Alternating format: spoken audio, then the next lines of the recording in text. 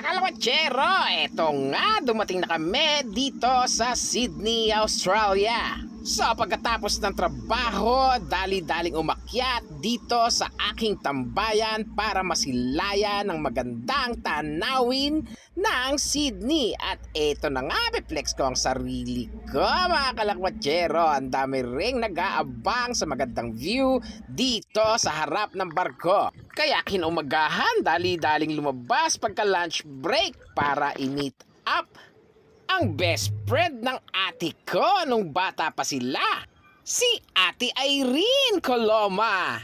Medyo na late nga ako ng konti sa aming usapan dahil mayroong port authority na umakyat sa aming barko. Kaya naman eto nagmamadali at nagtatatakbo para mapunta sa Opera House. Pero syempre palalampasin ko ba ang pagbibidyo ito? Syempre hindi. Kaya habang naglalakad, eto, pinapakita ko sa inyo kung ano ang aking nakikita. Napakaganda rito mga kalakwatsero. So nung magkita nga kami ni Ate Irene, ayan siya. Hello! Oh, shout out sa mga sa Pilipinas. Tata Lakwatsero! Napakarami naming napagkwentuhan dahil kulang nga sa oras. Ayan, ininatid ko na si Ate Irene. At ako naman, naglamyerda ng konti pa dito sa Museum of Contemporary Arts.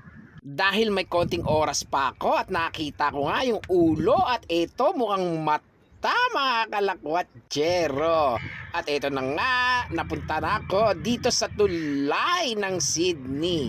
Yan ang famous na tulay nila, katabi at kaharap ng Opera House at ng barko namin. Ayan, so naglakad pa ako mga kalakwatsero para malapitan ang magandang view ng Opera House. Dahil sa malapit, hindi mo siya mapicturean ng buo mga kalakwatsero. Dahil lunch break nga lang, nagmamadali ako.